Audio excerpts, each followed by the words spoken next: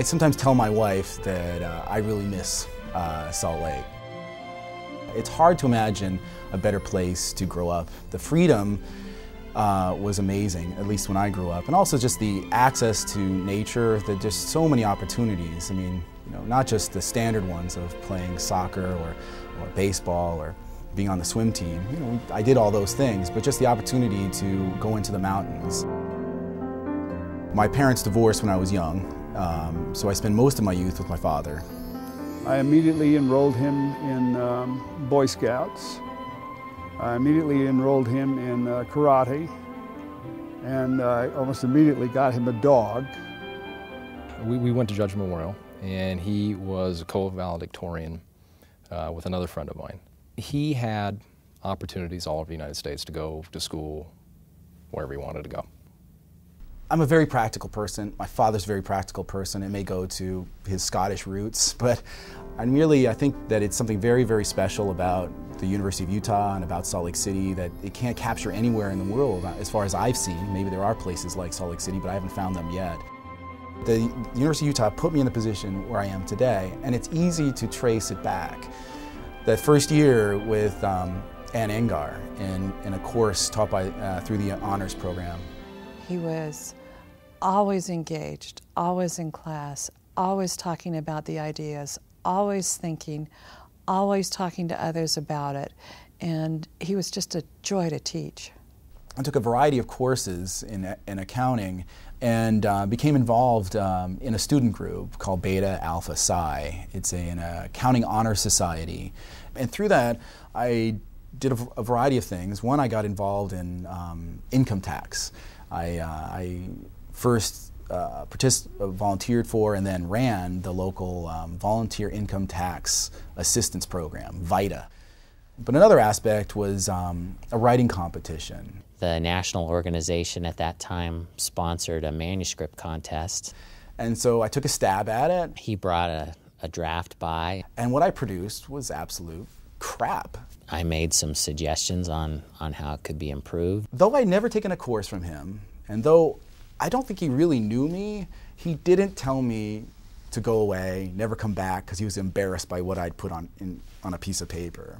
He basically challenged me. He just worked really hard on this and submitted the manuscript, and he ended up winning first prize in the nation. When I look back on the University of Utah, there were more moments like that. These, you might call them guardian angels who appear and, guide me on the way. Well, I showed up at the University of Chicago in their law school, and honestly, I was intimidated. There were like all these incredibly bright students from around the country, and yet at the end of the year, I received an award for outstanding work in legal writing and research. And what shocks me about that award is that, one, I didn't expect it, and I didn't think I had to try that hard to do the kind of writing that was expected of me. And I attribute that all to the University of Utah. Ed was a law clerk to both Judge Richard Posner on the Circuit Court of Appeals and then on the Supreme Court of the United States to Justice Scalia. But Justice Scalia relies on his clerks, such as me, to meet with him the day before an argument and spend a few hours with him debating. What are the facts of the case, or what is unique about this case, or what are the consequences of ruling one way or another? And so it's like a sparring match.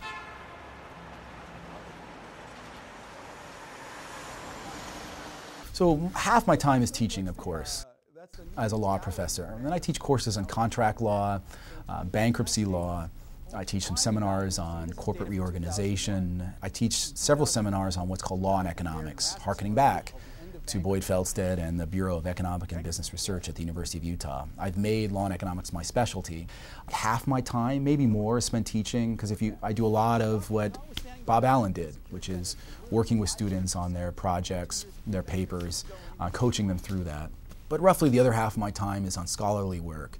My scholarly work is almost exclusively focused on bankruptcy, most often corporate reorganization, and by and large my work is empirical, using statistical techniques. One project, for example, I'm working on with University of Utah scholars in the medical school is to think about how unexpected health traumas contribute to bankruptcy. So we've taken some data on car accidents as a surprise event, causing both property damage but also health trauma. But most recently, which is why I testified before Congress recently, was on the mortgage crisis. I'm Ed Morrison, professor at Columbia Law School. Last year saw 2.25 million foreclosures. Another 1.7 million are expected this year. Without prompt action, the foreclosure crisis will get much worse very soon. Over 4 million Americans are now at least 60 days late on their mortgages.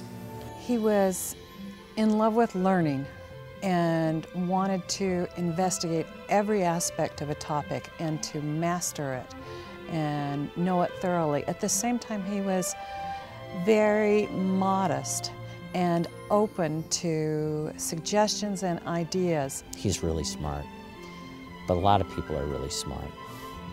In addition to that, he really works hard and really aspires to excellence. A college can't give someone ability that they don't have, but they can help an individual achieve everything that ability would let them achieve.